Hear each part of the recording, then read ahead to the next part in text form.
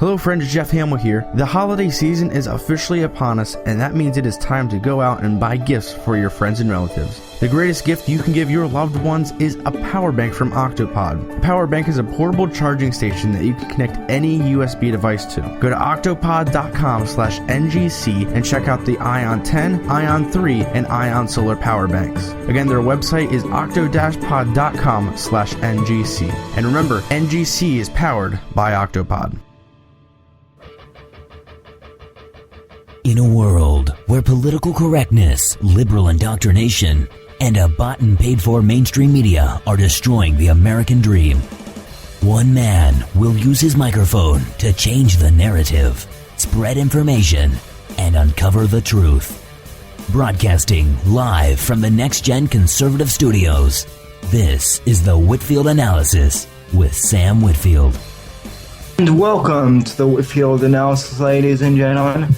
I am the aforementioned Sam Whitfield, broadcasting live from NGC 1 here in Southern Florida on the Next Gen Conservative Radio Network. I want to thank you so much for joining me.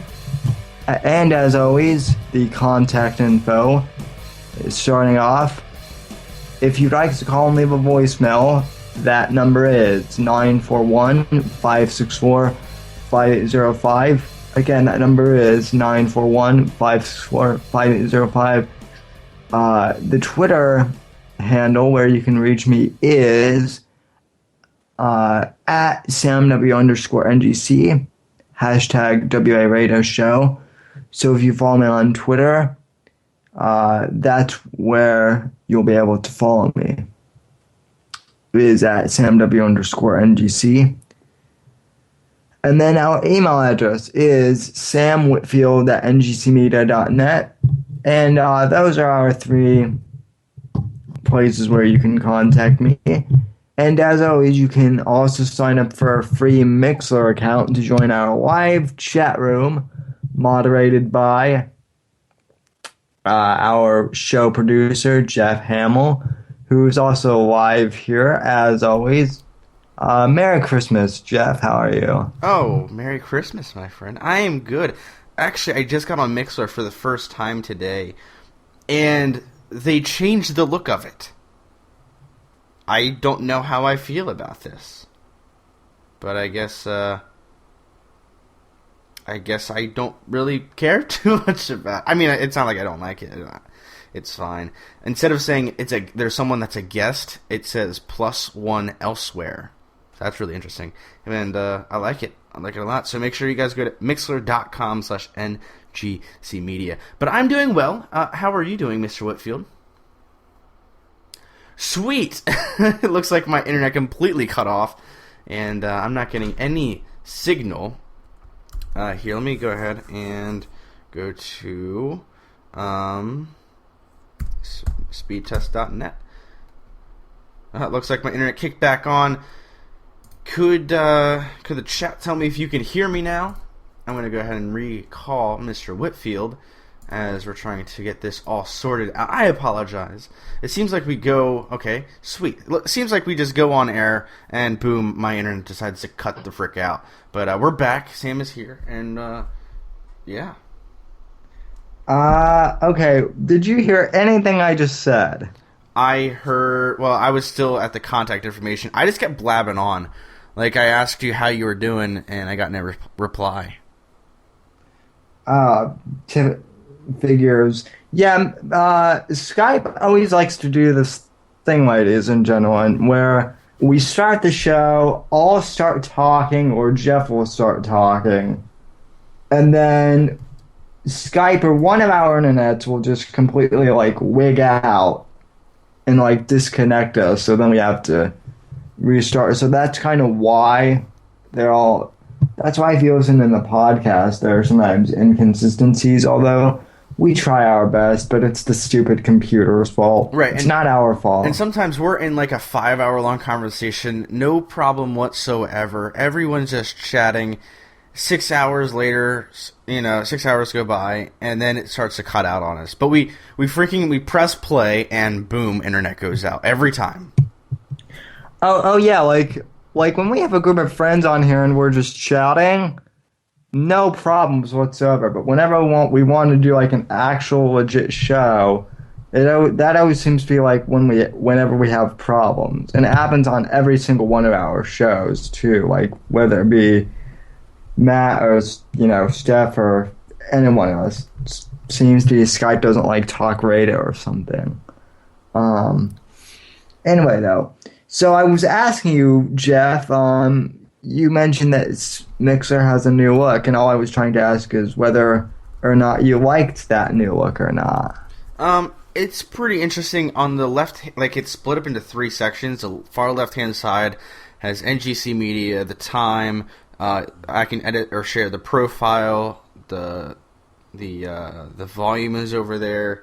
It says it has all that information on the left-hand side. In the middle is a really large chat feature. And over on the right, it tells you the listeners. But it's like it's a bigger space for the listeners, so I actually like that a lot. It doesn't show up in bubbles. It shows up in like in a value. Barbara says she doesn't like it. It's too pushed together. It is.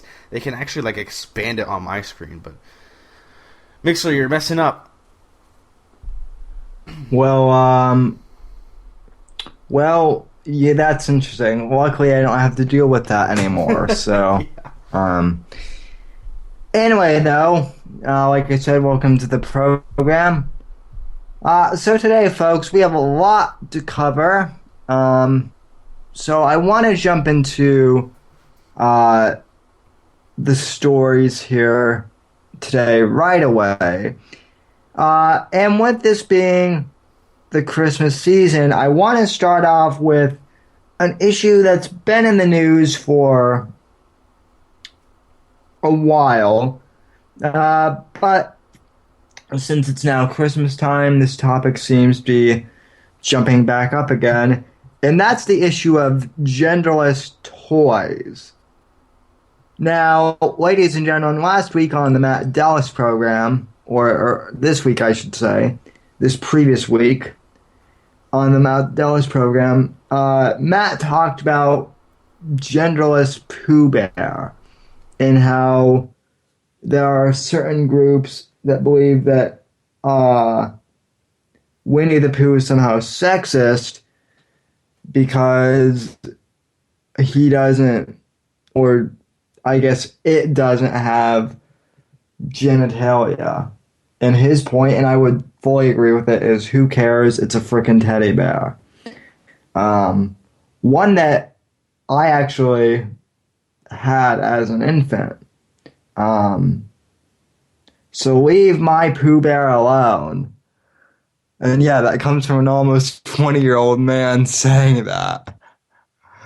Too, but anyway, along with the ridiculous criticism of Pooh Bear, the left has also decided that gendered toys contribute to domestic violence. I am not kidding you. This is ridiculous. So here's the headline from National Review. Now, this came out a couple days ago on December 3rd, but I want to read this because it's just astounding to me how some of these radicals out there, I think they just waste our time for no apparent reason. I don't think they actually have a point.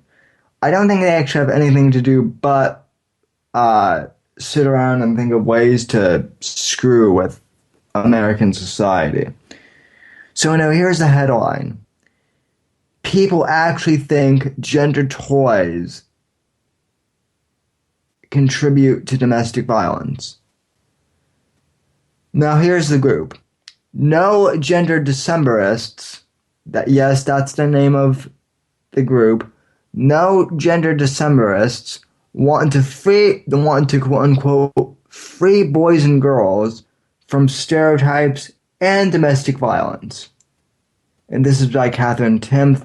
Hey, I know her from over at nationalreview.com.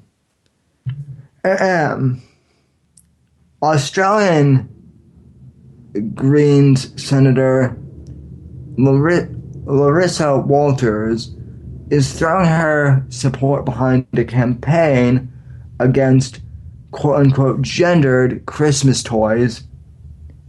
Toys this Christmas, claiming that they perpetuate stereotypes that have horrible consequences, including domestic violence.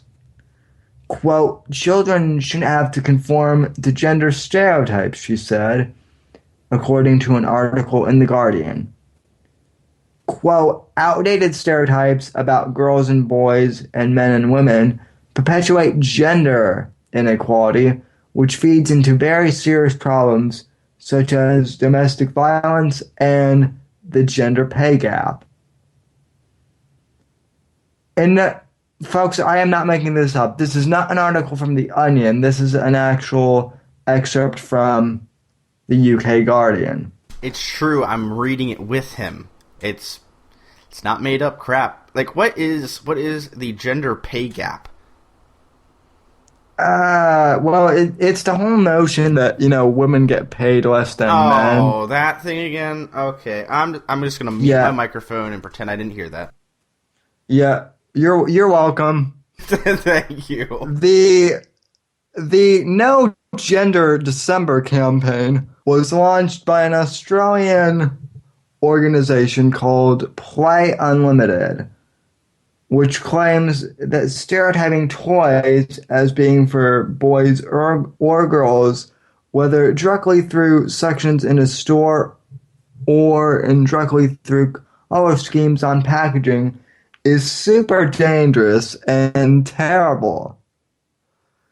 It keeps kids from playing with the toys they want to play with, and even limits the prospects of children later in life in terms of career choices and education. It can even apparently cause domestic violence. For example, stores limit kids' toy selections by sorting them into boys and girls sections. Have you ever noticed the baby dolls and the tea sets missing from the boys section of the campaign? Asked, tow trucks and toolkits missing from the girls. Oh, okay. So if a girl goes to the toy store for a truck, but sees that it's in the boys section, she's just going to have to leave the store? According to the campaign, the only way girls would be able to play with the trucks would be to force toy stores to move everything around and relabel things, because apparently it would never occur to a girl to go into another section and grab ones. And it will, of course, also impact her later in life. If she never had the valuable experience of playing with a truck, she may not think that she would ever be able to drive one. Well, this is just stupid. The only reason that I could see that a girl would have a problem with getting a truck is the fact that it's a truck. Not the fact that it's in the boys section, whatever the heck that means. The only problem would be, I'm picking up a boy's toy. And here's the thing. I was a part of a, you know what, I'm getting ahead of you, Sam. I apologize. But I was a part of a preschool system in my high school. Like, as a student, I was teaching preschoolers things. And one of the things that they did was they had all these toys for the kids to play. And there are boys and girls, and they're playing different types of games. There's this one instance where it's actually a part of the development of children. And this is what I don't understand about this article, is there was a little boy he asked for like a Ken doll or a Barbie doll or something. Not exactly like that, but he was asking for a doll, and the father came in mad at the teacher and was like, "What the heck are you doing? My son, he's asked for a doll." Here's the whole thing. Children don't understand a gender gap up until about 8 years old. I would say about 7, but about 8 years old is when when children normally develop this idea of a gender gap. Right. Right, and even then, at 8 years old, they're just grasping the concept of this. They're just thinking, okay, you're not the same as me, but they don't really understand why or how or even how that affects anybody. I hung out with like a friend of mine who was a girl, and if you would have told me she's a girl, I'd have been like, well, duh. But I didn't realize that it's weird or different. I didn't care. Right, exactly. I'm not going to read this whole article, but basically it goes on. I'm just going to paraphrase from this article. Okay, so the author of this article, Catherine Timpf, basically brings up the point that she says, I doubt that girls noticing that the trucks in the girls section would impact her forever, or that she would come to believe that she's not supposed to play with toy trucks, or even drive real ones later. Exactly. The boys section does not discriminate. It's not saying you can't play with, action figures or trucks if you're a girl. There's not some impenetrable force field around the toy store that only boys can go into in the boys section. I mean, the only separation between a boy and a girl is the separation that they put upon themselves when they're playing, like, what gender is better. That's the only thing. And then Barbara mentioned she played with trucks when she was a kid. Is there anything wrong with her? Seriously, girls can't be tomboys, and that's like, I've heard that term ever since I was a kid. Yeah, you're a tomboy. That means you like to play with the guys, and it's not weird. These people aren't mutant decrepits from Mars or something. They're just freaking kids that want to play games. I had not girlfriends as in like romantic girlfriends, but I had friends who were girls who are very close friends of mine, and they when we were kids, we used to play like James Bond spy together, and I like had a bunch of toy guns, and they would like play with them too, and there wasn't any sign that said that because they were girls they couldn't shoot guns. Were these at least level 1 lookalike firearms? You weren't showing these girls level 2, were you? Oh yeah, that's right. Now we have different levels for the firearms. I keep for what's level 2 again? Refresh me. Oh, I have no idea. I'm just making it up because that's pretty much what they do with their freaking security on the level of play toy. I mean, I just said level. Well, I think level 2 is your fingers, so I'm assuming level 3 would actually be the guns of which you were giving to these girls. You freaking idiot! How could you do something like that, Sam? Hey, Jeff, I was 7, okay? No, there's no excuse. You cannot give girls level 3 lookalike firearms. You can't. It's against the law. Well, at least it should be. I mean, any rational person would think such a thing. Well, these girls are 19 and 20 now, and they turned out okay. Well, Sam, you just gave girls who are going to grow up someday look-alike firearms. They're pretty much already going to be on Fox News and MSNBC because you freaking gave them a gun to use. Thanks, Sam. Now we're going to have axe murderous women with guns, because that makes sense, just going through the streets of freaking Colorado, whatever town it was, Aurora or something, just down the streets of Denver, just shooting people with axes, because this entire story just makes absolute no sense. So this hypothetical will also make no sense. And I hope the people listening on iTunes or on Spreaker or whatever, they understand the fact that we're making fun of this story. Right. Because if you think that I'm actually mad at Sam for playing toys like Soldier, or I used to play a lot of Indians versus Cowboys and Indians, or Cops and Robbers. I played all these games with my friends, guys, girls, whoever. didn't matter. Oh yeah, and by the way, I may have been forced to like play House once or twice when I was Forced, dude. I played that game. I was the one asking to play. well, yeah. Dude, Well, then House yeah. was the greatest. It was an opportunity for us to grow up, but not have any responsibilities of growing up. It was the reason why I wanted to drive when I could.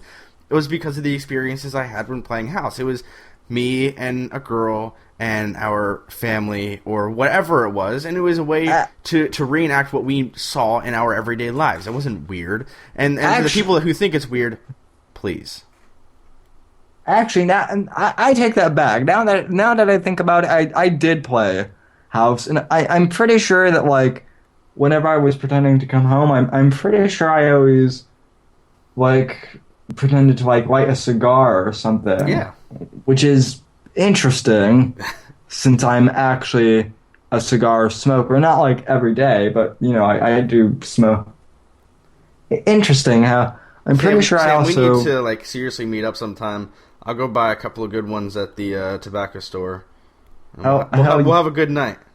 Yeah, you, Matt, and I need to get together at some point, and maybe Patrick. Although I don't trust him around.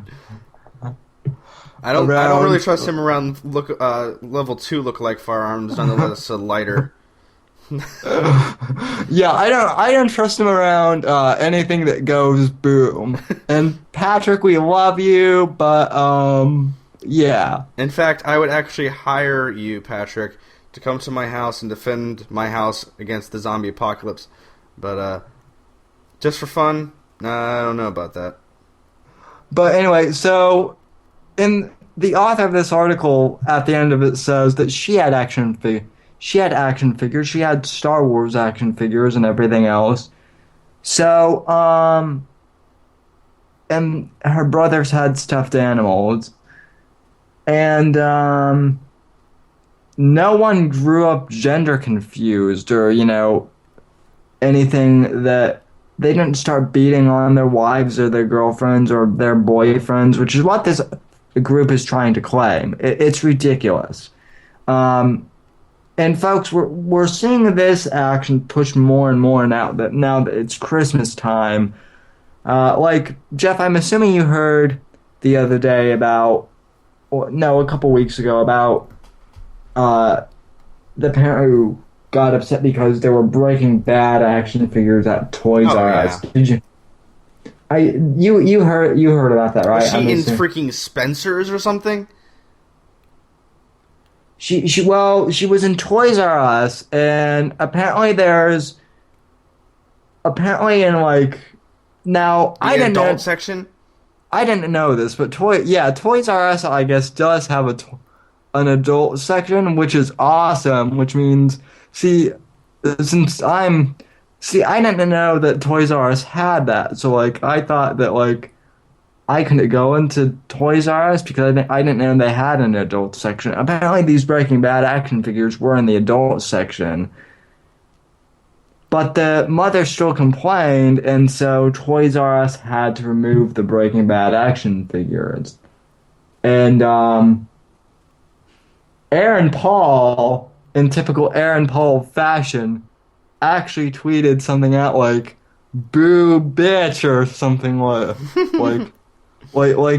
that was an actual tweet from him regarding this parent. But it's ridiculous. The left has now started a war on toys, ladies and gentlemen.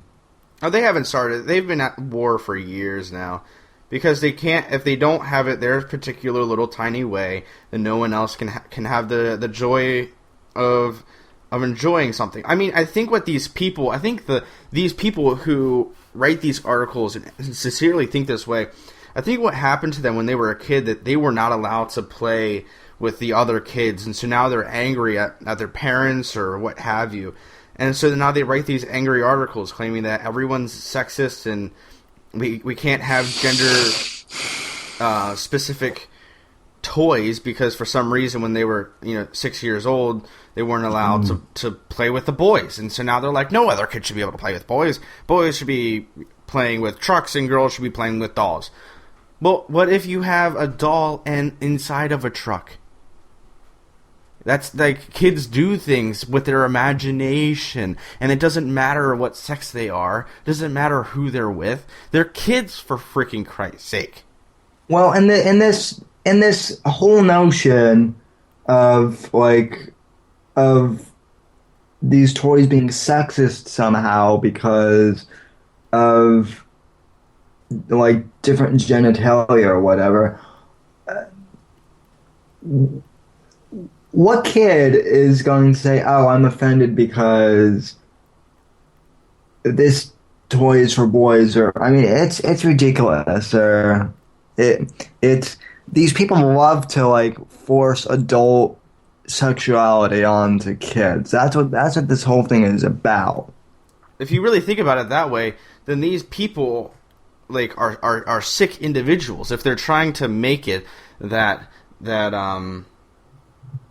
they're talking about sexuality to these kids at 6 and 7 years old, that's kind of sick. I mean, I think it should definitely be talked about earlier than it is, because parents usually, on average, talk to their kid about sex for the first time at age 14, when the first time most people get exposed to sex or pornography is around age 9. I think it should be talked about earlier, but not this early on this stupid of an issue. Right. I mean, but again, like I said at the very beginning of the show, these are the people who just sit around and, have nothing to complain about. And it just drives me crazy. So anyway, the war on Christmas is back on, ladies and gentlemen.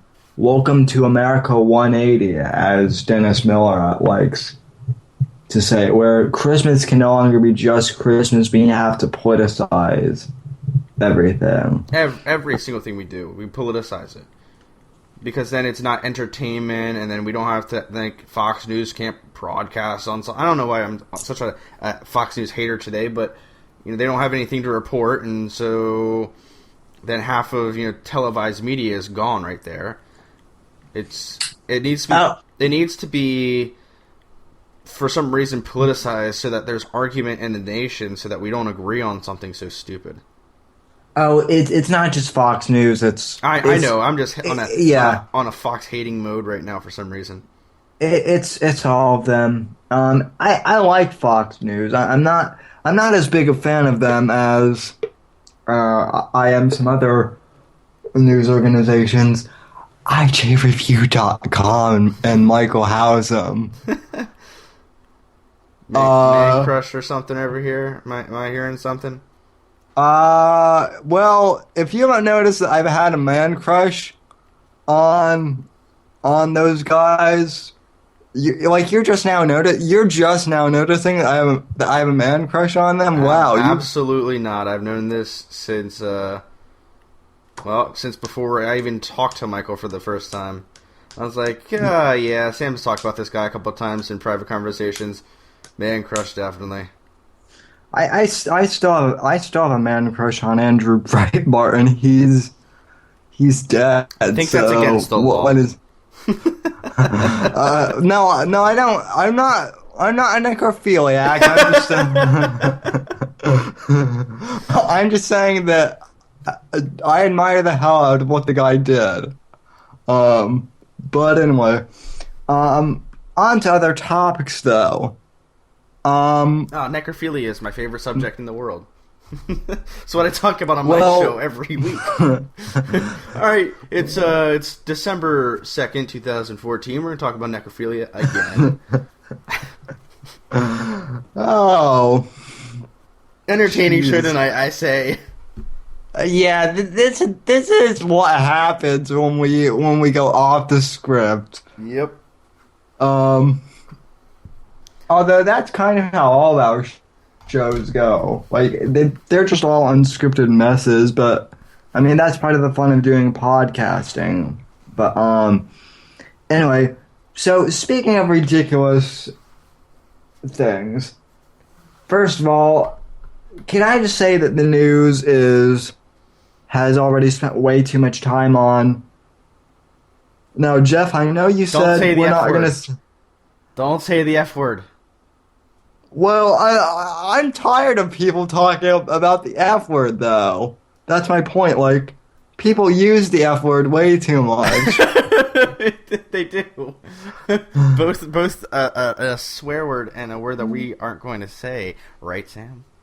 Well, No, for all I care, you can say it all freaking show long. That could be the podcast, just saying the F word, and not. well, and the F word we're referring to, I'll only say it once just so the audience knows what we're talking about. But from now on, the word Ferguson is considered the F-bomb. In fact, I would consider it to be more explicit than the actual F word. Oh yeah. But anyway, I'm sick of tired of people talking about the F word. But because that's all that's in the news now is that certain location, which we won't mention. But on to a different topic. I realize that it's 8:40. But We still have 30 minutes left. Jeff, you and I were talking about this whole reaction towards cops. And by the way, folks, if you want to jump in here into the chat room with anything, we would love to hear from you. Look, here's my whole thing. Whether it be Ferguson or New York City, the issue here doesn't seem to be so much about those particular two locations as much it does the police departments here in America. Now, Jeff and I have talked about this a lot off air. In fact, we have daily conversations throughout the day, and we've mostly, I don't know, Jeff, most of our conversations this week have been mainly on the subject of police, wouldn't you say, or a good amount, right? Yeah, a pretty good amount of conversations. I mean, we had a Twitter battle. Was that this week or last? I think it was this week. Just going into this because it was, for me, it was fun. And then I said, "Hey Sam, you should join in on this." And here's the number one way to annoy your haters: retweet everything that they say. Every time, it just annoys the crap out of them, all the time. Andrew Breitbart, not to bring up necrophilia again, but Woo! And Andrew Breitbart used to do that all the time, Jeff, and it just used to annoy the hell out of his haters. And I actually do that a lot, and ever since I've done that, like, I get no hate mail, or I get very little hate mail, and then like once I start retweeting them, they just disappear. It's hilarious. Anyway, though, I feel like here in America, we have two extremes, neither of which are right. We have the side that chooses to demonize all cops and say that all police officers are bad and police officers are a result of racism here in America. Or we have the side that tends to think that police officers are, God sent and that they can do no wrong. And no cop has ever done anything wrong whatsoever. And to those people, I would say that you're both wrong.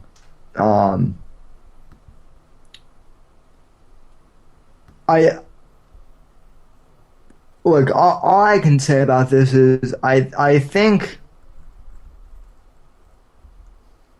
I just don't know why all of a sudden cops are being demonized the way they are. One of the things that drives me absolutely insane, just to kind of start this topic off, is the fact that we have people who are extremely anti-gun.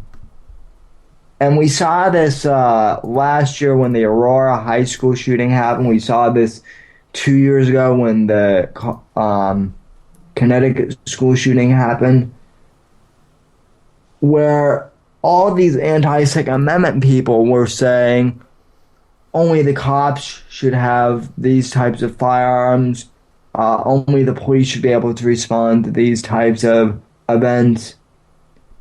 And yet now, these same people are saying that, are saying, oh, F the police are corrupt. The police beat people for no reason. And in both cases, these people are just, they're hypocritical, and this is one of the cases where they're basically, I think,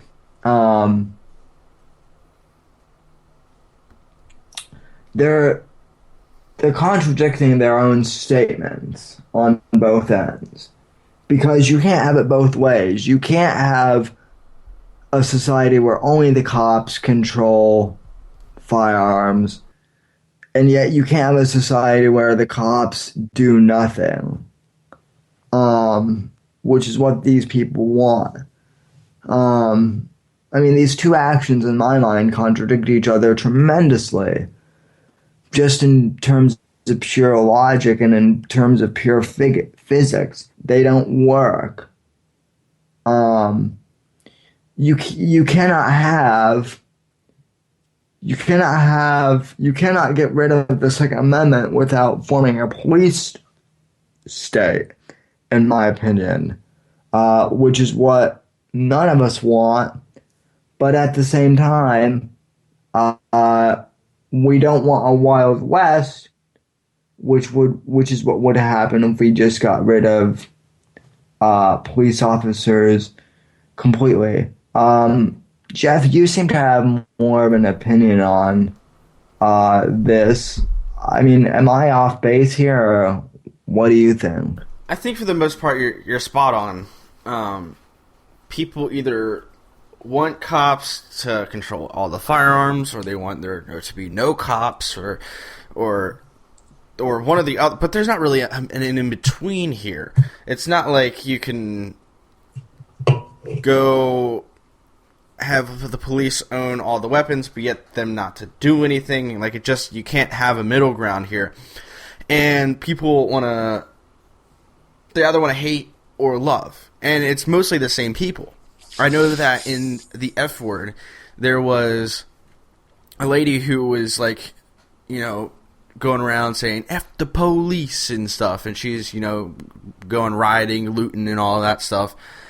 And then the next day, her car gets stolen, and she does a police report on it.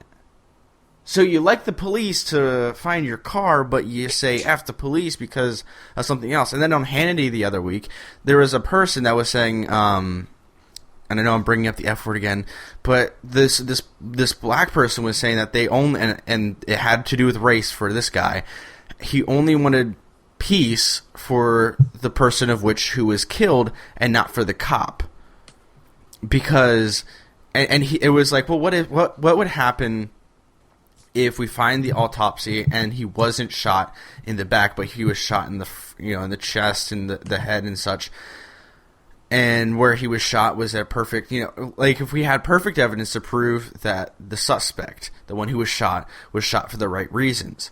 No, I don't want justice for him. I just want justice for the person who was shot.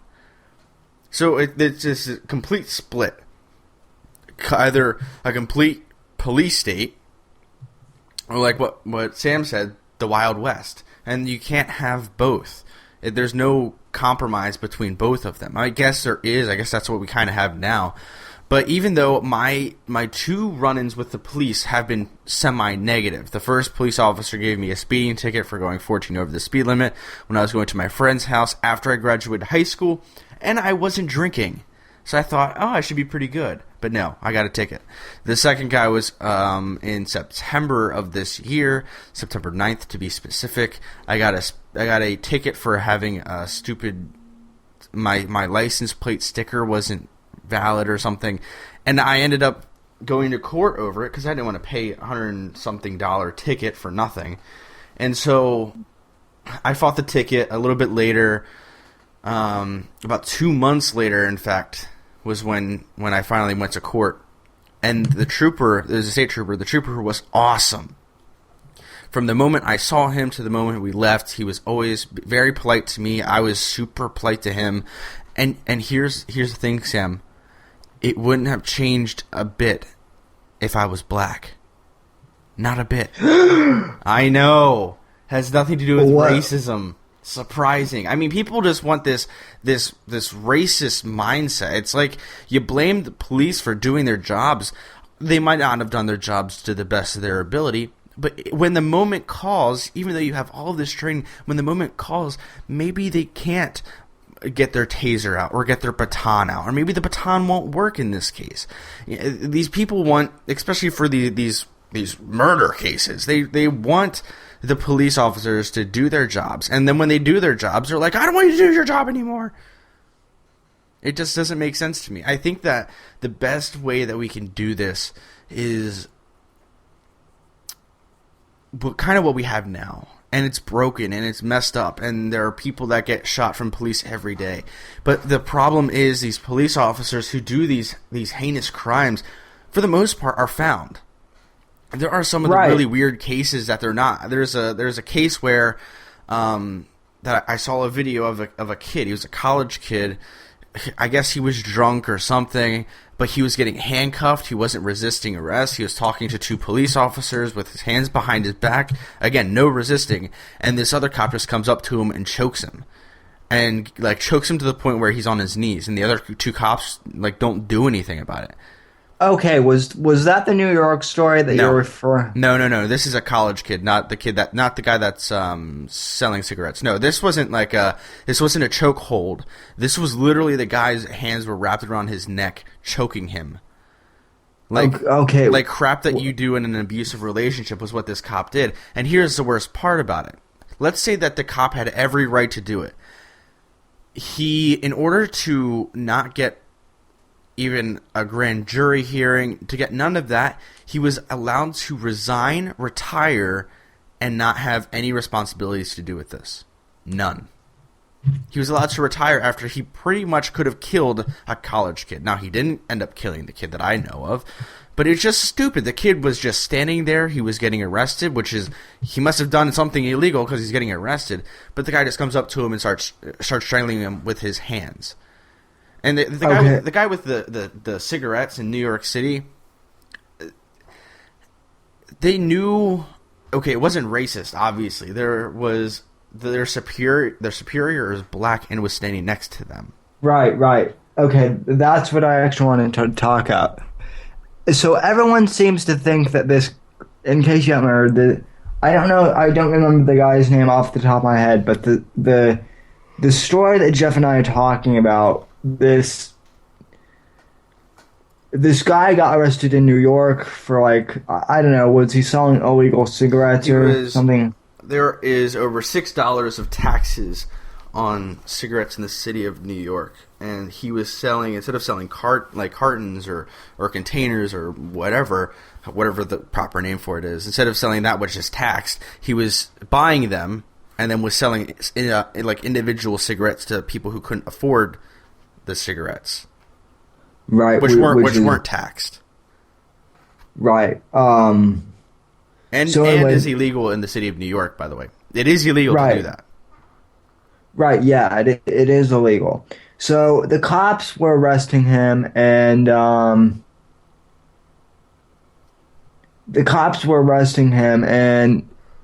the way the media has portrayed this. Apparently, the police officer started choking him, and he said, "I can't breathe. I can't breathe," and then he died. So the way the media has been portraying this story, they've been portraying as, "Oh, the police choked this guy and for no reason, and he died because the cop murdered him." And no. What actually happened is this guy wasn't in a chokehold. What happened was the officer had him in a restraining hold to arrest him, which cops are allowed to do. and this guy had this guy had a history of asthma, and he had diabetes, and he had like problems. So this guy was a ticking time bomb in terms of like health problems. And basically, right right as they arrested him, and you kind of have to admit, in a morbid way, this is kind of funny, just like in like a morbid way, but he had a heart attack like right as they were arresting him, and like that's how there's been a joke that like that's how badly he wanted to avoid prison. Like he had a heart attack because he didn't want to go to prison. But in all seriousness, he had a heart attack, and that's why he was saying he couldn't breathe, and he died. It wasn't because the cop was strangling him, as the media was saying. It was just because he was in poor health, and people are speculating that even if, like, medical professionals are even saying that if the police hadn't shown up, like, he would have died. He could have died anyway. Like, it could have happened at any moment. It just happened to occur at the moment when he was getting arrested. But the media won't report on that. The media also won't report on a story where I can't find the exact link to this article, but the media also won't report. Okay. Here's the story. The mainstream media also won't report, except it's on HuffPo, that a South Carolina state trooper was arrested after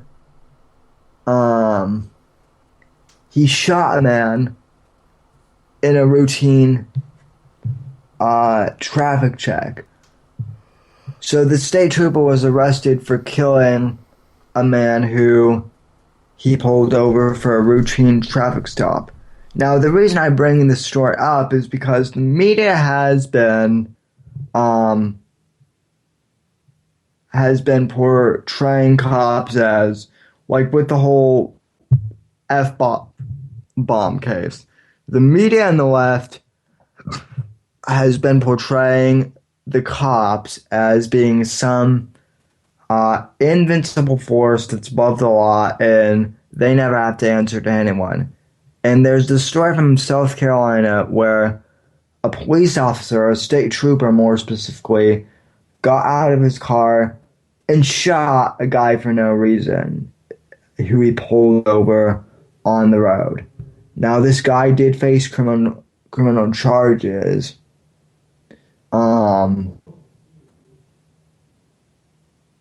shooting the guy. So when people are saying that, the Ferguson cop got, you guys let a murderer walk free. No. A, the evidence doesn't corroborate that. B, there's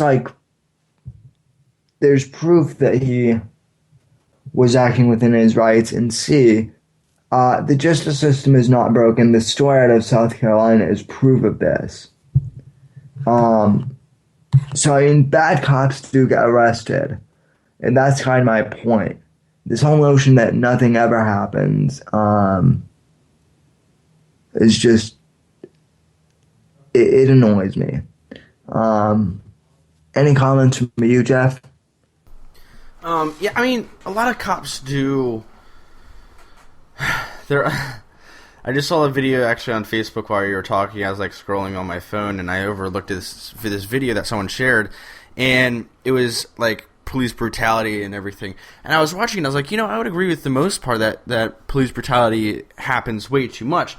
However, the thing that they didn't notice was the fact that they were getting 4 minutes of video out of hours and hours and hours and hours of police tape and police altercation with the general populace. I mean, this happens so little, but I think the problem is that not problem. I think what happens is we have video cameras everywhere now. And I would completely agree. I mean, if you're being, pulled over or something, pull out your cell phone camera, press play or press record, and see what happens. I think the one thing that we can all learn from this is police officers should wear cameras on them all the time. Have it paid by GoPro or something. Just have cameras on police officers at all times so we could always see what happened. That's the same thing that what people in Russia, they don't have car insurance. What they do is they have they have cameras on their dashboards, and they just roll. Every time the car is running, it rolls. So that people get into an accident, they can say whose fault it was by video evidence. I think cops should do the same thing. They should have these cameras or whatever on the person at all times so that if something ever happens, if, another F word happens, the cop can be like, see, here's the evidence. This person was charging after me. Oh, look, they also had all of this stolen equipment. So it's not the video evidence of people coming up alongside of what happened 15 minutes later and like, oh man, they killed a black guy. Yeah, that's, it's just so stupid. And the amount of people who die, the amount of black people who die via, shots, out of 10, 9 are by black people. Only 1 is by mixed colors. Not even white people. Mixed. Asian, Mexican, whatever. Also white. This happens so little, but people make such a big deal out of it for some freaking reason. It just doesn't make sense to me. And go ahead, Sam. Yeah, and also what I was getting to is the amount of police brutality shootings. I mean, police brutality in and of itself, the amount of police brutality, the statistics are, less than 1% of cops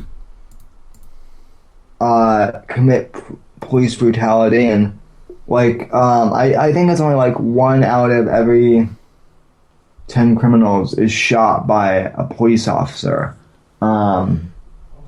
And actually, out of those percentage, white criminals are actually shot more by police officers than black criminals.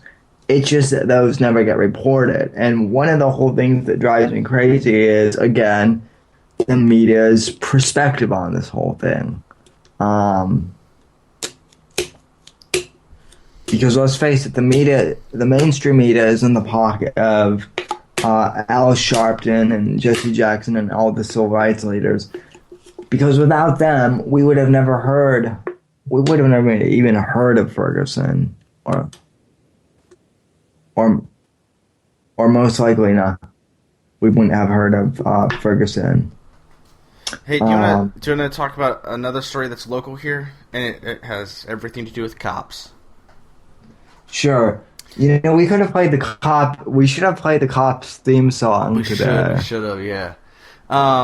So, there's a story from LancasterOnline.com. Oh, I just gave my location away. Whatever. Xbox Live knows my address. Anyway, LancasterOnline.com reports two teenagers, including the son of a local police officer, were sentenced to up to 5 years in state prison for raiding and burglarizing a home while posing as cops. But a Lancaster County judge also made the two teens eligible for a shortened sentence in boot camp, meaning they would be released as soon as this summer. Luke Carpathios and Devin Gardill were sentenced Friday for the March 2nd home invasion of a person in West Hempfield Township. Both boys who graduated in June from their high school, my high school, previously pled guilty to burglary, robbery, impersonating police, and related counts.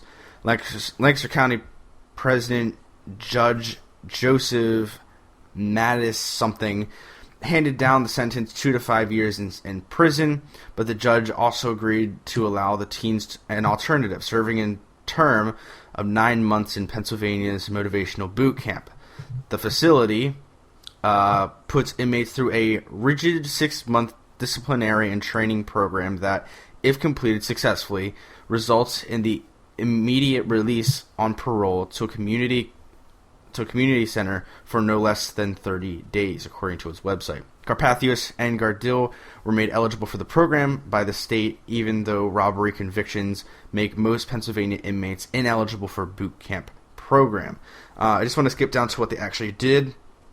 Carpathios and Gardil, who were 18 and 17 at the time of the crime, barged into a home armed and wearing camouflage, according to police. They were armed with like BB guns and like knives and stuff.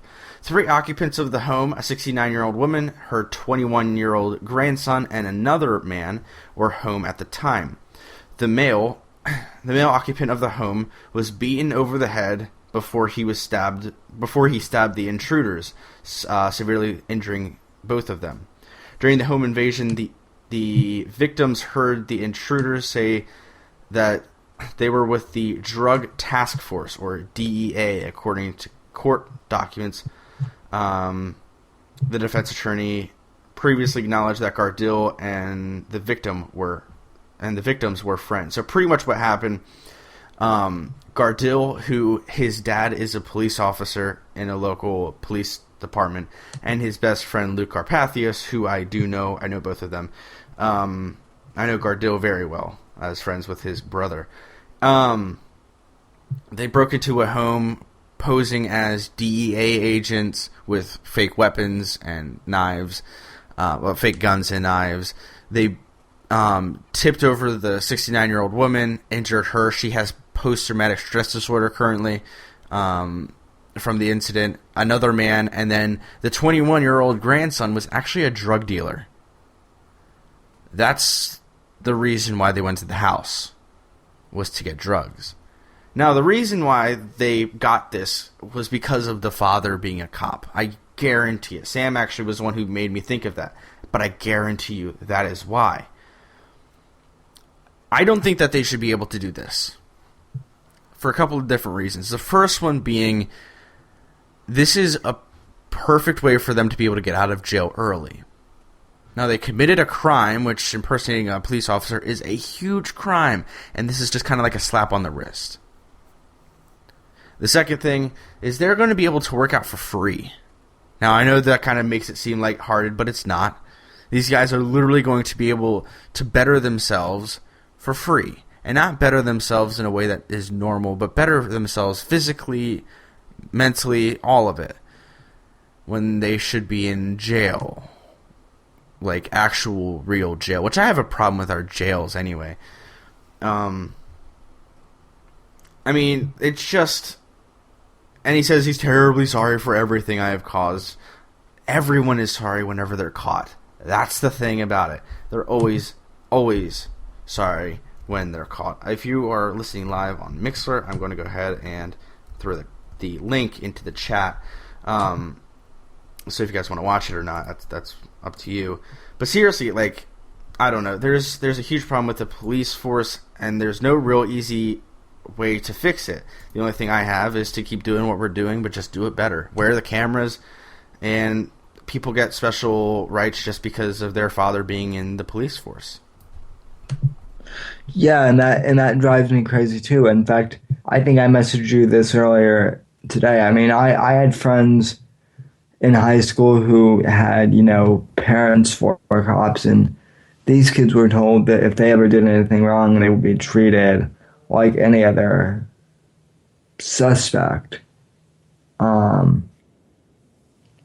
which I think is fair. But ladies and gentlemen, we have hour number 2 coming up, and we have a bunch more stuff to talk about. We have a story. Well, we have this story from Rolling Stone to discuss. Also, ladies and gentlemen, I want to spend a bit of time talking about why I do podcasting. And this is a topic that Jeff and I discussed a lot this week, which is, why do we do podcasting? So we have a bunch more to discuss on that topic. Plus your comments and more. And more shenanigans. Let's just say that. More shenanigans. Yeah, more shenanigans. And more Christmas stuff, too, since it is the holiday season. So I know, folks, we'll be right back, and we will break for round number 2 coming up in just a few minutes. You're listening to the Next Gen Conservative Radio Network, and we'll be right back. Your weekend hasn't started until you start here. This is the Whitfield Analysis. Hello friends, Jeff Hamill here. The holiday season is officially upon us, and that means it is time to go out and buy gifts for your friends and relatives. The greatest gift you can give your loved ones is Hamill here. The holiday season is officially upon us, and that means it is time to go out and buy gifts for your friends and relatives. Go to octopod.com/ngc and check out the Ion 10, Ion 3, and Ion Solar Power Banks. Again, their website is octo-pod.com/ngc. And remember, check out the Ion 10, Ion 3, and Ion Solar Power Banks. Again, their website is octo-pod.com/ngc. And remember, NGC is powered by Octopod. The liberal left thought they had won the war over the millennial generation. Conservatives feared that the founding ideals were dead. They weren't counting on Sam Whitfield to try and stop them. Broadcasting live, it's Hour 2 of the Whitfield Analysis with your host, Sam Whitfield. To the Whitfield Analysis, ladies and gentlemen. I am your host, the aforementioned Sam Whitfield, here for Hour 2 of the program. Our contact info, as usual, is 941-564-505. That is the telephone number to leave a voicemail message. And you can follow me on Twitter at SamW_NGC and email me samwhitfield@ngcmedia.net. And one of those 3 options will work fine. And of course, you can always live chat us during the Mixler show on Sunday nights from 6 to 8 p.m. over on Mixler by signing up for a free account. It's good fun, and that's why we encourage you to try to listen live if you can. And you can follow my producer Jeff at the JHP on Twitter. And folks, what can I tell you? It's Christmas time. I have to tell you, Jeff, kind of just starting off here quietly. Apparently, the guy who created Family Guy, Seth MacFarlane. I don't know if you know this, but he actually does jazz singing, somewhat kind of in the style of Frank Sinatra. And he released an album about 2 years ago, kind of like jazz, kind of like of unknown jazz songs from like the 40s. And then he recently released an album of Christmas songs. That's pretty good. So, I don't know, are you much of a Family Guy fan, or? Not really. But I actually had no idea that MacFarlane did that until a friend of mine who I had a project to do. We had a project due together, and he ended up showing me. He's like, "Look at this! This is Seth MacFarlane," and I was like, "Well, I never thought I would ever say that I actually like something Seth MacFarlane created besides Family Guy. I don't mind it, but I don't love it per se." But his music is fantastic. If you like Frank Sinatra or music kind of like it, you're going to freaking love his music. I mean, you're gonna love it. You are. Yeah, to me it's interesting because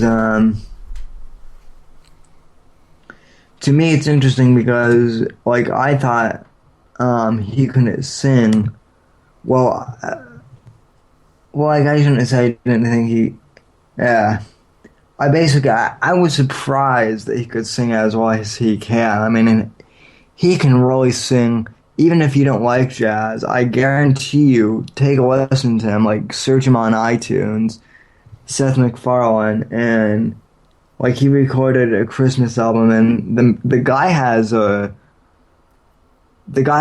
like a set of lungs, or I mean, he can just sing really well, and you can tell, like, it's not auto-tuned, it's not, I mean, it's just him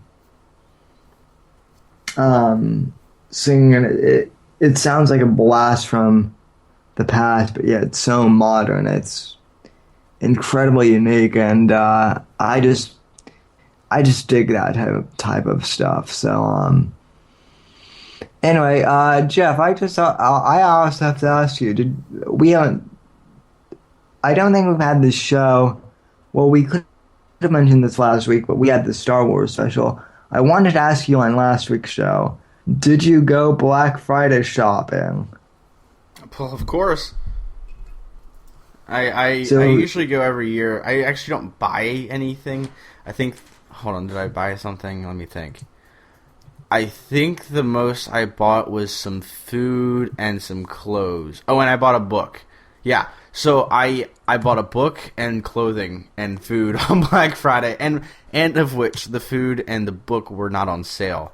So it's like, what the heck? I do it every year with my friends. We usually go out to the local outlets, which these people from all over the country, all over North America, they come to my area to see the Amish and go to our freaking outlets. My parents are like, Jeff didn't do his homework, and he didn't listen to us at dinner time. Let's go to the outlets and punish him. And people take 7-hour Greyhound bus rides to get to the freaking outlets. I'm like, why would you people torture yourself with freaking with coming to the outlets? But me and my friends, we go. Traffic is horrible, but it's an experience. That's what it is, and I like it. It's crazy, but I like it. It's fun. It's enjoyable, to say the least. But you're not one. So you're one of those crazy people that goes and does that. No. I mean, we go at a stupid time. We go at like 8 or 9 o'clock at night and go until about 3 a.m. this year. So we did it for 6 hours. But again, we didn't really buy anything. We weren't like punching people. I didn't even go to Walmart this year, which if you want to see Black Friday shopping at its worst, go to Walmart or Kmart or Sears. Like one of those 3 stores right there. They're horrible on Black Friday. We went to like Nike, and that was torturous as it was, but I was looking at like shoes, and I was like bumping shoulders every time I moved, which was horrible, but it wasn't as bad as Walmart. Walmart is bad. Oh yeah, Walmart. Barbara's too. at Best Buy. Best Buy is horrible too. I mean, I went to Best Buy last year. Oh, awful. Well, here's the thing. None of these stores have Bose headphones at a reasonable price. And that's all I want this year. I just want a set of Bose headsets that don't cost an arm and a leg. Is that too much to ask? Yes. It really is. I mean, the electronics are stupid expensive. Headphones, Bose, anything is expensive. There's actually a Bose outlet at one of the outlet stores.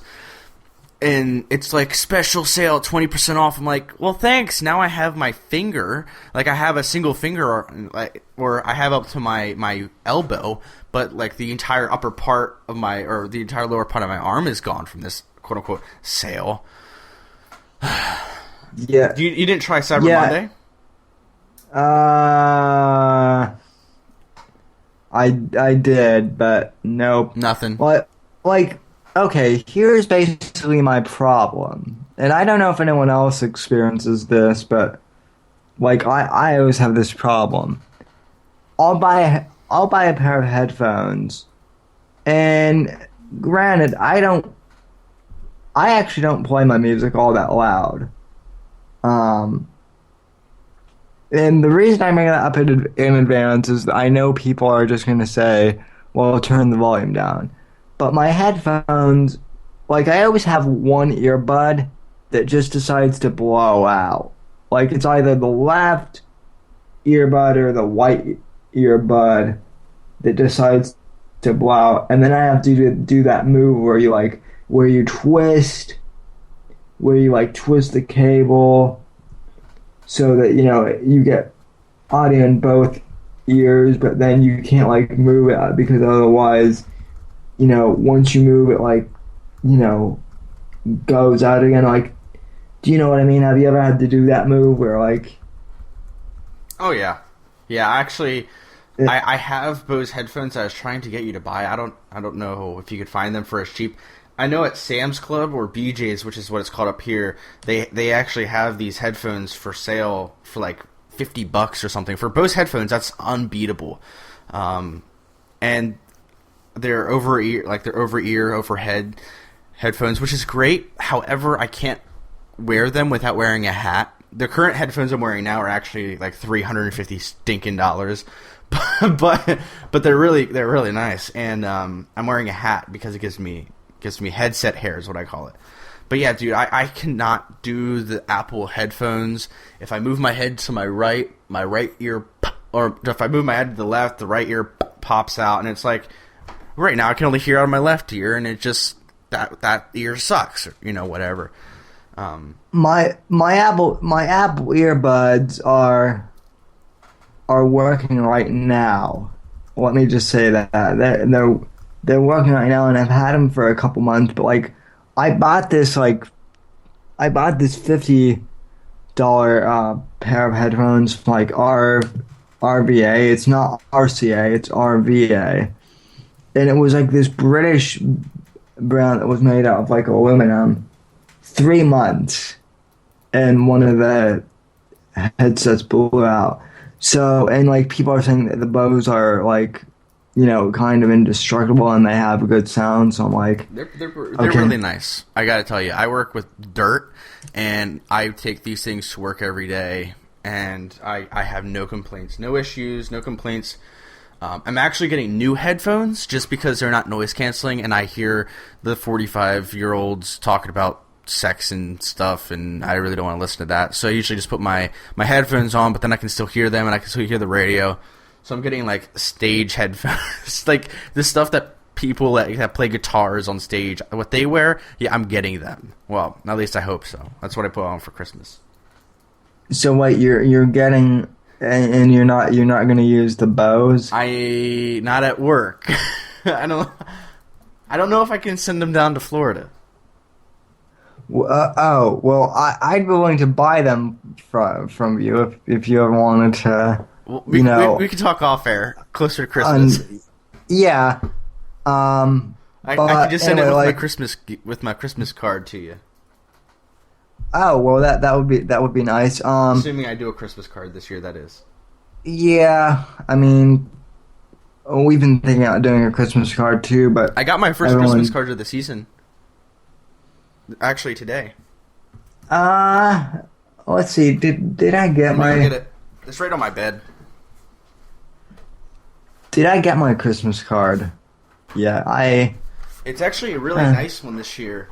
I mean, I never got one from them before because this is the first like Christmas that they've ever like lived together with a kid. But you can actually. It isn't like paper. It's like a thin cardboard, not cardboard, but like construction paper. Merry Christmas, warmest wishes from Seth, Abby, and William, and then their last name. And it's a really cool picture of their family. I'll show it to you after, like when we're done with on air. And it's a really nice. I can feel the paper. It's actually a nice card. I'm going to keep that one for a long time. I like it. Yeah. And I'm not a big Christmas card fan, by the way. I actually got 6 Christmas cards. Like I purchased 6 Christmas cards from a YouTuber friend of mine, and they should be coming in the mail this week. Oh, okay. They're like cats and stuff. I'll show you. They're actually free, but you have to like pay for shipping or something. I don't know. Right. Well, here's the whole thing. So my earbuds keep blowing out. I've heard that Bose are the best, and like I use headphones and earbuds a lot. So like I figured that I would just spend the extra money and get like a good pair. However, like I don't want to spend $130 on the Bose iOS headphones. unless I can get them for a discounted price. Now, I am wearing a Sony headset with my microphone right now, but the way I have like my mic configured, like it's kind of in like a tangle, of like microphone gear, and so I don't want to like unconnect them. They're good sound for like radio, but like they're not all that portable if that makes sense. So the best part about these headphones that I'm wearing now, they're actually gaming headset. Like it's a gaming headset, so I can play games and stuff with them, and great sound quality, good bass, good music. But the best part about them is they're completely wireless. So I actually had them plugged in, charging, and then when I had to go get up to go get the Christmas card, I actually just unplugged it, went to my bed, came back, and I could hear you every second of the way, and I love it. Actually, I think we were talking one night, and I had to go downstairs for something, and I was like, yeah, I probably won't be able to hear you, but yeah, I'll use it. Actually, here, on air, I'm actually going to change it to the microphone. It really sucks. And then I'll change it for Sam, so you guys can hear the, actually, here, I'll change it for Sam. This is the actual, oh, I can't. Never mind. Dang it. I don't have it plugged into my computer. Never mind. The audio quality sucks if you're doing it for, like, talking on a computer. But, dude, I love these headphones. And the Bose ones are really nice. The only thing I don't like about them is they're wired. However, the wire is extremely thin and long, so you should be able to get by with your microphone setup, which would be nice for you. Right. And they're over ears, and they don't hurt your ears and all that good stuff. Yeah, and that's the other thing is like I can literally I'm not kidding, but I can usually. Like, these Sony earphones are comfortable, but, like, I can wear them for, like, 2 hours before my ears feel, like, compressed in my head or something. Like, I know that sounds weird, but, like, do you ever get that feeling, like, where you just, like, can feel the headphones? Oh, yeah. Even with the Sony or the Bose ones, just because I've worn them so much, and I guess I'm not taking terribly good care of them, because sometimes if I put them in the one, like, forward, or actually I think it's backwards. If I put it on backwards, it, like, presses into my ear, but it's not, like, a good way. And then if you flip it the other way, it's not so bad that I have to, like, take care of it too much, but, I mean, it's not the greatest either. But I love it. I like them a lot. How did we get to mic or headphone talk? Because I was bitching at how. Oh, Black Friday, that's right.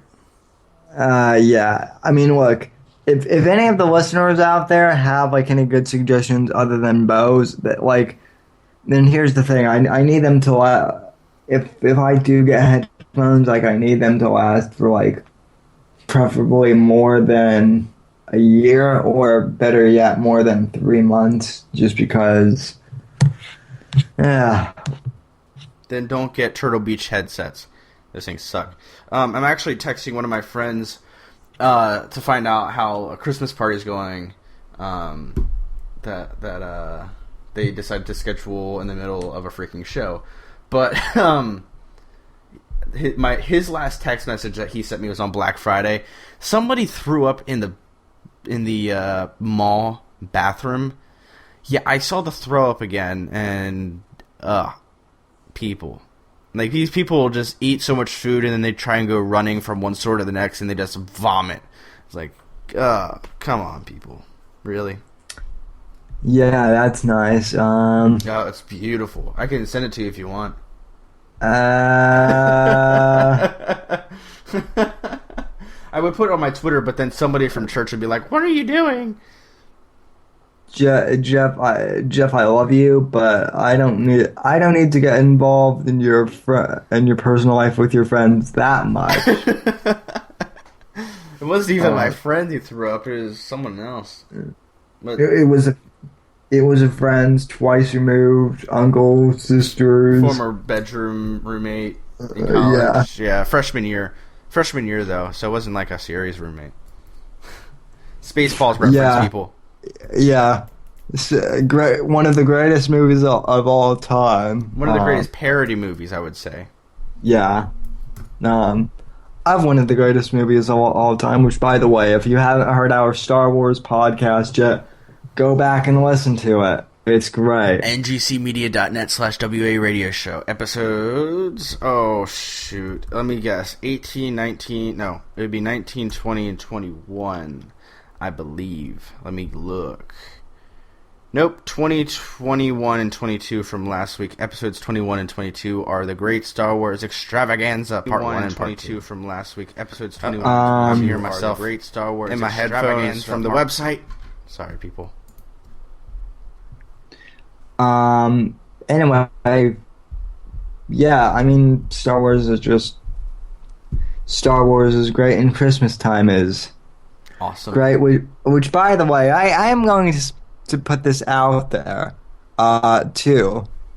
Jeff, how many listeners in Colorado have I had so far? On iTunes, none. None. Now, I get that Colorado's a little bit more liberal, but come on. I can't even get any love in my own state, people. If you live in Colorado and you're listening live, freaking just press the subscribe button on freaking iTunes. It's not that difficult. Even when you're smoking pot, you can do it. Come on now. Yeah, that's what I was going to say. I understand a lot of you are under the influence of pot. But come on, the subscribe button on iTunes or, whichever podcatcher you get, if you're on Android or whatever, it's not that hard to click the button subscribe.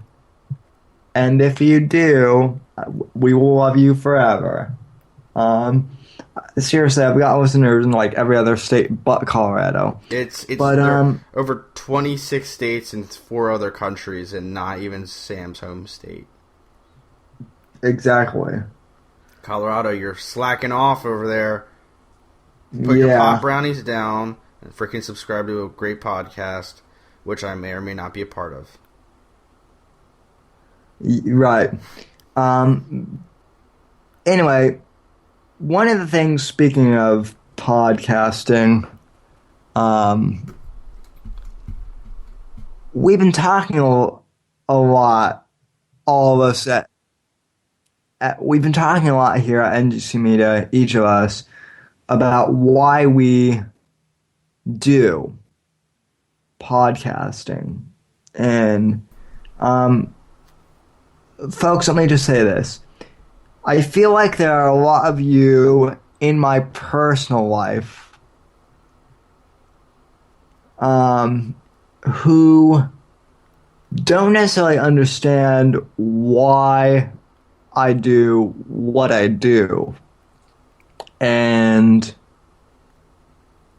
or who think that I'm doing this solely for political reasons. And let me just put this into perspective. When I started this podcast,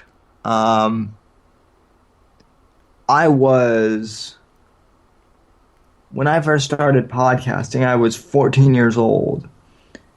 I started from my mom's office. I started in a home office in Colorado. And I started this podcast merely as an experiment. I've always believed, and I still do believe, that the American youth, especially in our generation, my friend Matt Dallas, the host of the Matt Dallas program, has talked oftentimes about how America is no longer great, or how we're no longer the great society compared to how we were 50 years ago. And I've always believed that part of the reason why that is, the reason why we are no longer exceptional, is because our generation, the millennial generation, does not know they're not all that interested in politics in general. And if you want to get even more specific, that those who are interested in politics generally tend to be more liberal, only because they have only heard the liberal side of the story.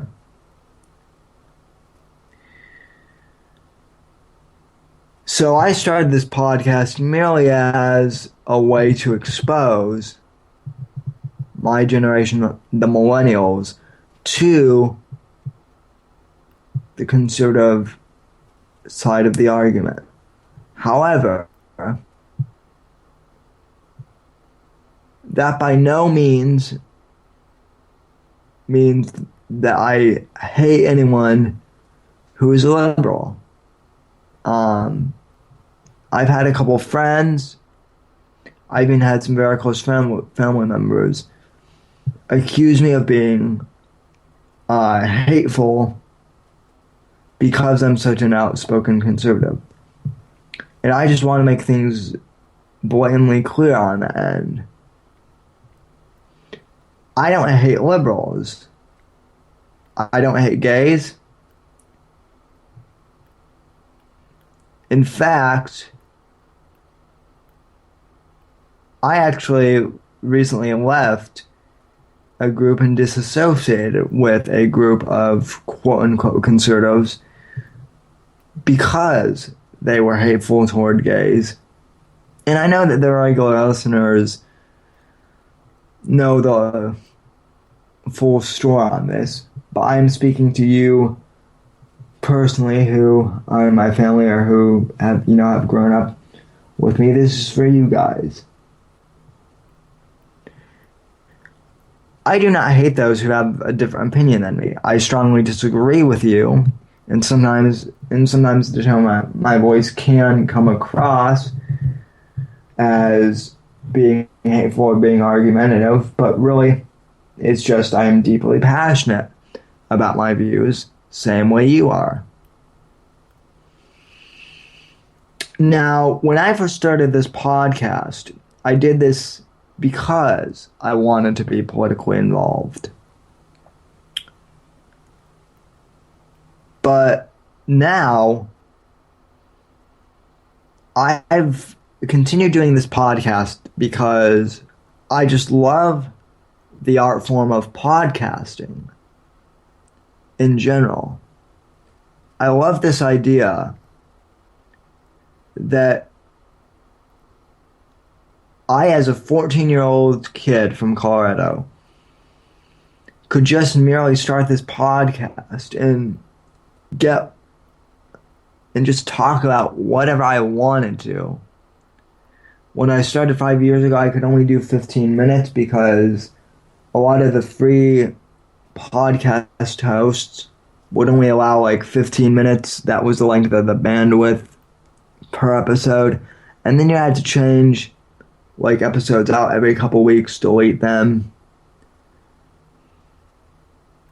But since the expansion of podcatchers, you can literally stream podcasts like your kind of Netflix shows now. So I've continued with this because I just love podcasting in general. Now, I still do political commentary, and it was important for me to do political commentary in the early years because I wanted to get established as a political commentator. Again, with malice toward none, but just having very strong political opinions and being very strong in my beliefs. But recently this year, ladies and gentlemen, in 2014, I restarted Next Gen Conservative. But really, it's not just strictly based on conservatism. This network that I've started on with a couple of other friends, we talk about everything. We talk about sports. I do movie reviews. And we cover a whole bunch of stuff on this network. Different topics. So I'm not just a political commentator anymore. We cover so much more, and I feel like people, especially my family, needs needs to know that. Um,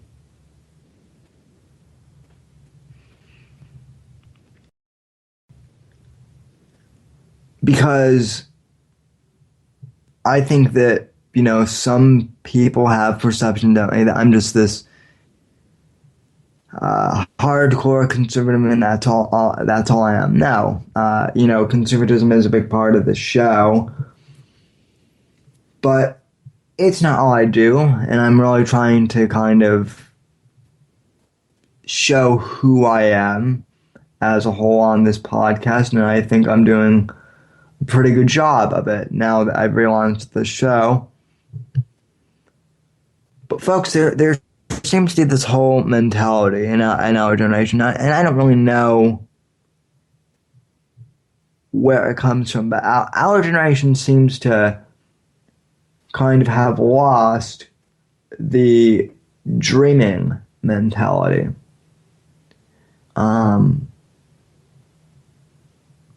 For instance, let me give you a perfect example. American Idol. People seem to think now that in order to become a great singer, you getting on American Idol, or getting on The Voice, or getting on The X Factor, or getting on one of these other singing shows is the way to become a singer.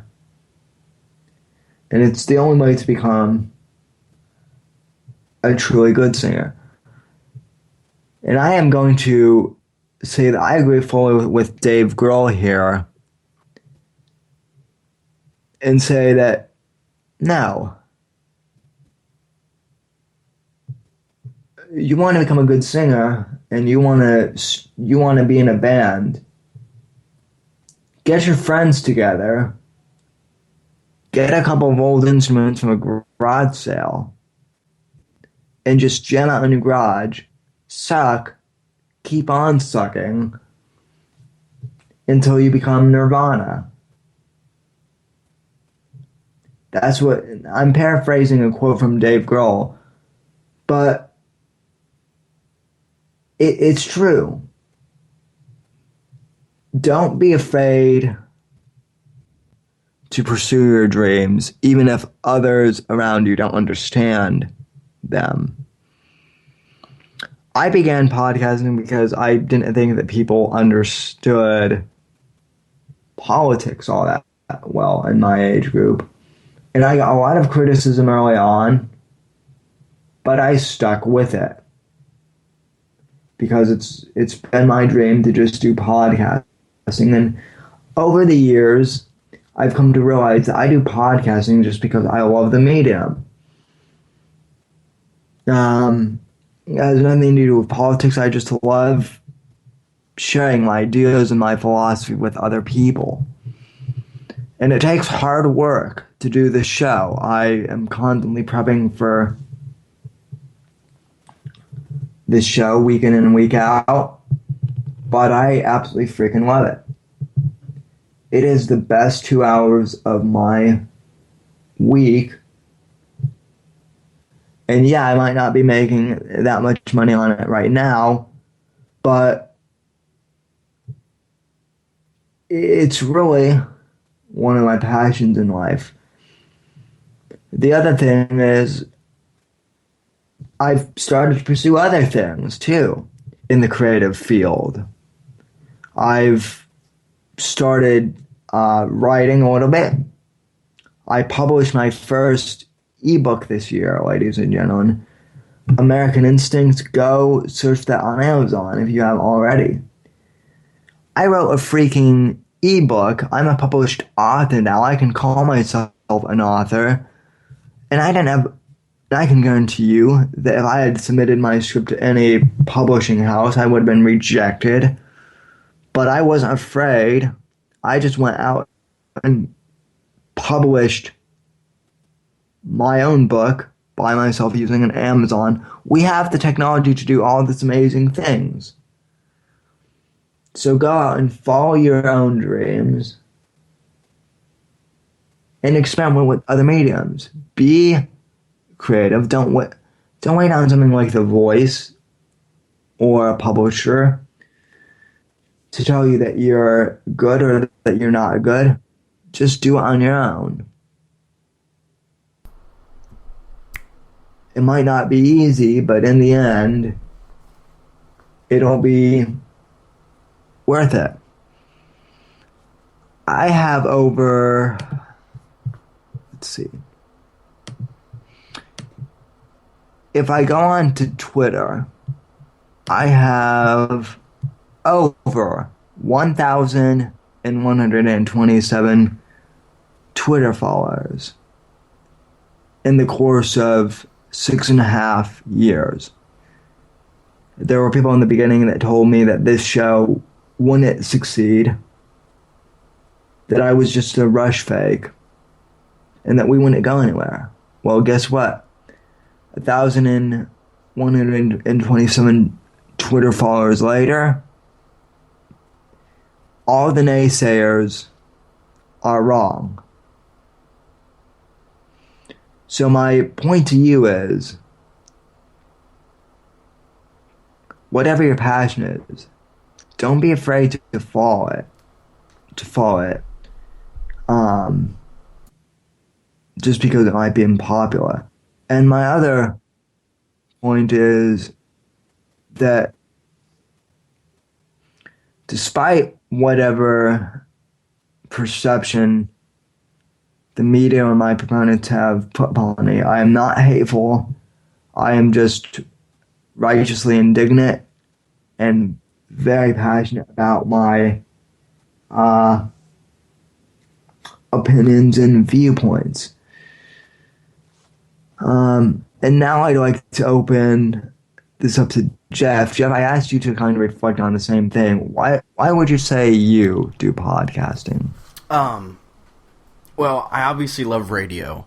It's one of the two things I'm going to college. Well, I'm going to college for philosophy, which is a minor of mine, and then broadcast through radio and TV. That's the reason why I got into the media. But the reason I continuously do it, and I don't get paid for it, and I get all the podcasts ready, and I export them and get them to wherever they need to go. The reason I do those things is fairly simple. It's because I was a person who thought I knew it all when I was younger. I thought I knew everything that I needed to know, and that I could talk to anybody about anything, and I knew exactly what I knew, and I was the right person to do it because I knew everything. But then I grew up, and I realized that my theology was wrong. My philosophical arguments were draggish at best. That my political analysis on things was bogged down and foggy. And I realized that I'm always going to be learning and changing and experiencing all of this stuff, and I wanted some people to be around me so that they can learn with me. You know, I don't come on this microphone, and I don't go on my microphone on Tuesday night and say, I'm going to educate you on these things. I'm going to say, we're going to learn together. I try and talk about some philosophical discussion at least once an episode, maybe once every 2. And most of them are very controversial, and some of them are the exact reason why we left our former network. To restart, to rebirth NGC. Because people were going and hating on people. And it made me sick to my stomach because I was them. I was the person who was hating on someone else. I actually just saw a picture on Instagram today. It's a pro-gay picture. I understand that, but the idea is the same. No matter what the argument is, here's the discussion. If you're using the Bible to hurt other people, you're using it wrong. Romans 13, it looks like 10. Love does not harm to its love does no harm to its neighbor. Therefore, love is a fulfillment of the law. So I don't always go on my show and I don't always talk about riots and economic strategy and all of this stuff. What I do is I try and talk and speak life to people. I try and come on my show and say, we're all messed up. We all have our flaws. We all have things that are wrong with us that we wish we could change, or that we wish somehow in a miraculous way it wouldn't be so. And we're constantly being nagged by this negative media. Always talking about the negative. Never talking about the positive. And I'm sick of it.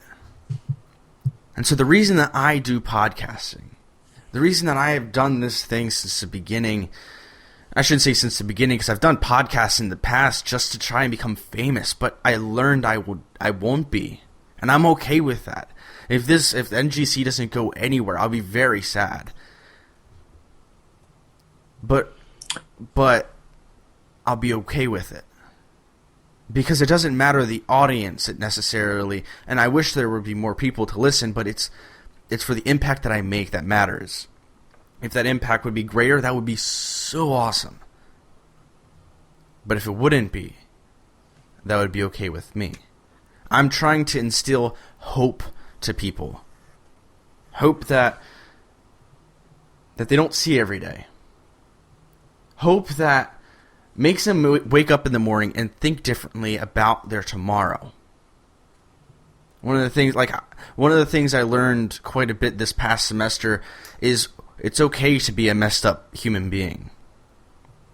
It's not okay to dwell on yesterday. Yesterday I didn't do so well on a math test or something, right? I'm not going to dwell on it. I'm going to become a greater person because of it. Everything happens for a reason. Mm-hmm. Me meeting Sam over Facebook, over the former network, happened for some reason. Now that I know it's called NGC Media. My past couple of lives, not my past couple of lives, but my past couple of life eras, if you want to think of it. These events that happened in my life, that happened in your life, they happened for a reason. It might be extraordinarily foggy and you can't see 3 feet in front of you, but you gotta trust. And that's why I do podcasting. I do podcasting to instill hope in people. I do it now because I'm sick of the negative outlook at life. I'm just sick of it. And I'm sick of the hatred that we have for people because they don't agree with a certain doctrine of us. I don't care what you believe. I don't care anything about it. But here's what I'll do. I will love you as a human being if you love the fact that I'm trying to love you. Right. If you are a hateful individual, you can just get lost. I will still love you. But you don't have to listen to my show. You can do nothing with me. I don't have to be a part of your life in the slightest. But I will not hate you. Because maybe you're gay, maybe you're an adulterer, maybe you're an alcoholic. You know who cares? No one. Strike that. A lot of stupid people care. I see you as a human being. I see you as a person who's just as messed up as me, if not less messed up. Because I've screwed up a lot, and it's not fair for me to hate on somebody because I've messed up and then they've messed up. I don't care. When I met Sam, I didn't think, I wonder what he's done wrong in his life. I wonder if he's ever sworn his mother out. I wonder if he's ever done drugs illegally or went out drinking with his friends illegally. No. I thought, this is a person who I agree with in a lot of things and who I can build a friendship off of. I don't hate anything to do with Sam. I don't hate anything to do with anybody unless if you're a pure butthole. If you're a jerk to me, I won't like you. But I'll still take a bullet for you.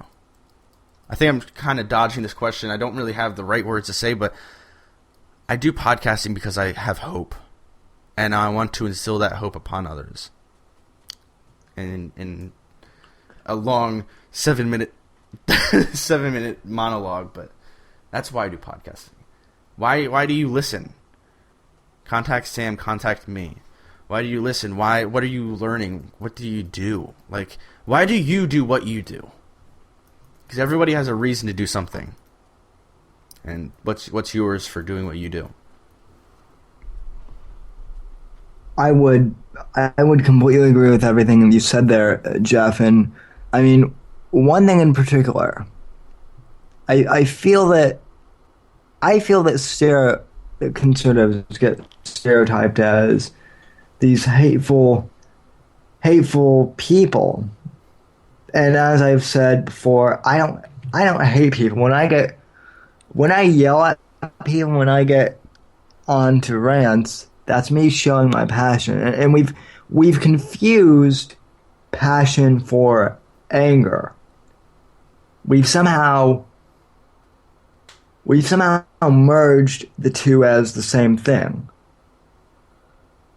I love liberals. Yes, I love liberals. I don't agree with them. But I have family members who are liberals. I have family members who are conservative. I have family members who are libertarian. And same thing with my friends. And I love all of you. Well, most of you. But it's the people who I don't like are not because I don't like their opinions. It's because most people who I truly hate have done something really, really egregious. So I just wanted to address this issue of, like, conservative stereotyping, and I wanted to address some questions that I've gotten, basically over the years, like some misunderstanding. I'm here to learn, as Jeff said, just as you are. I'm also here to educate. I am here to educate from my perspective. And what I mean by that is, like, my perspective might not be the right thing. I think it is. But I'm here to educate, like, from what my perspective is, and we can agree to disagree. And I think this whole thing, once we can get back into civil debate where we understand passion apart from anger, then we will be able to fix this country and make it great again. But until then, we'll continue to struggle. I never thought when I started, I was 14 years old, I never thought this podcast would make it beyond 5 episodes. You want to know how many we've done? I've tallied it up. You've tallied up all of your episodes from all the years. Yeah. Well, not as all close as you of them. could. Yeah. I've done some incredible number, like 400 and something. I know that you had well over 100 on our previous network, and you're up to, technically speaking, 23, 24 now? Yeah, I've done, so I know I've done over 200 episodes. I've done over 200 episodes on all the networks that I can account for, but then I've done something like, but then I had something like 100 episodes on the network on the podcast host that got deleted. Unfortunately, you can't find those anymore, and the computer that I recorded those on way back in the early days is now it's just like computer chips in like a landfill somewhere or something. And unfortunately, I regret that I'll probably never be able to get the earliest episodes back. But considering I've done something like 300 or so, I've evolved as a person too. and I urge you, whatever you do. I mean, I'm expanding my area of interest too. I've started writing short stories. I'm really into that again. Just because I figured, why not? It's another medium I can use. In fact, I downloaded screenwriting software this weekend. I got a great screenwriting program, and I've been experimenting around with that just because I'm a very creative person. That's what I've come to realize about myself from doing this podcast. I'm a creative person. I love creativity. And I think if we had more of this creative mentality instead of, oh, let's go on American Idol and wait for someone else to tell us we're good. If we just all said, no, we're good, we can create this and do it on our own, we would be a lot better off. So Matt asked the question earlier this week on his show, how we fix America? Well, my answer is, aside from economic stability, the creative people must come out of the woodwork again. So that's just who I am. I'm just a crazy, conservative, creative genius, at least in my mind. I'm a creative genius who loves conservatives, who loves liberals, who loves gays, who loves, everyone except for those who do evil. And I'm willing to debate any of you or have just a sit-down discussion. I'll have a cigar with anyone if they're willing to have one with me. That's who I am. I just love people. Alright, folks. Alright, Jeff, you can stop recording now, that segment. Anyway, I just wanted to bring that up because people have been asking me this for years, like, why are you such a conservative hate monger? Why are you a conservative? Or, well, no, I just wanted to answer that for you, like who I am. All right. Any other topics you would like to bring up, Jeff? I now have a topic for Tuesday night. Expanding why I do what I do. So I think I kind of not rushed through it. Obviously, we had 30 minutes or whatever when I started talking, but I've been thinking about it a lot, and I don't think I just got the words right. But yeah, I mean, I kind of sound like Glenn Beck here, but I choose hope, and that's why I do what I do. Like I'm completely serious. Like I regret the people who I hurt in the past, and if I can get anybody to not hurt people like I did, this is all worth it. Every bit of it is worth it. But the only problem is the people who I want to stop hurting other people aren't going to listen to me. At least not yet. Because they either don't think I exist, or they don't know I exist, or they know who I am and my messages, and they're running away. That's why we need this network to grow. So that my message can go across, Sam's message, Stephanie, Patrick, Matt, anybody else who joins us in the future and fights alongside of us. We got to stick together, and we have to realize that we can't do this alone. We cannot advance our youth, our generation, without the help of others, and that's just the truth right there. But that's all I have to say. We have about 4 minutes to go, Sam, with for the hour. So let me just say one other thing on this. And I'll just, Jeff, you don't have to record this. I'll just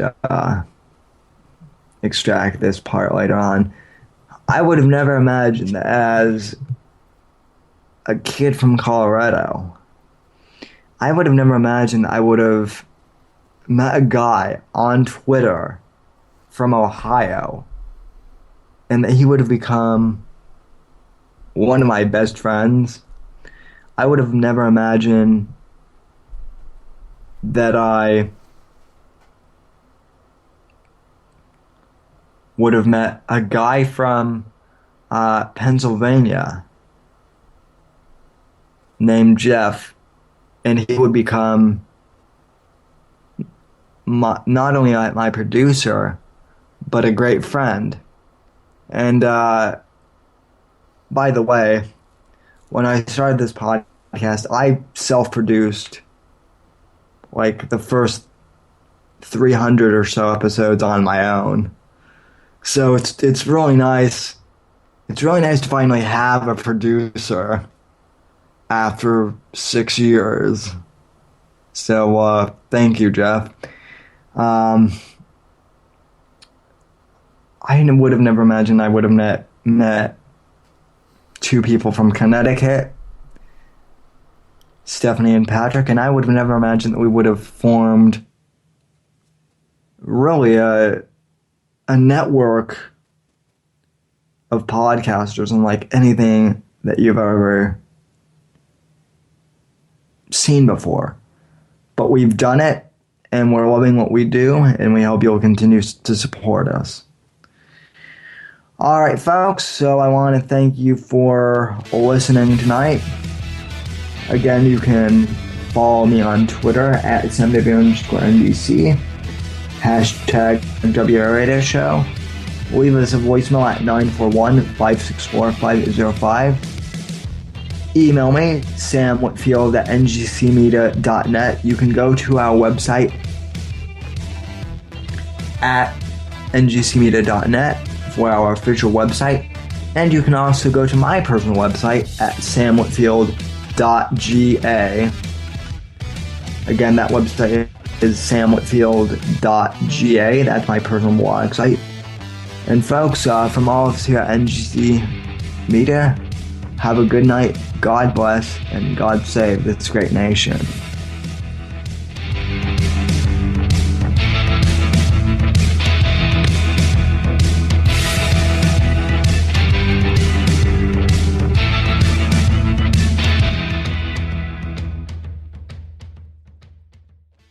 Hello friends, Jeff Hamill here. The holiday season is officially upon us, and that means it is time to go out and buy gifts for your friends and relatives. The greatest gift you can give your loved ones is a power bank from Octopod. A power bank is a portable charging station that you can connect any USB device to. Go to octopod.com/NGC and check out the Ion 10, Ion 3, and Ion Solar power banks. Again, their website is octo-pod.com/NGC. And remember, NGC is powered by Octopod.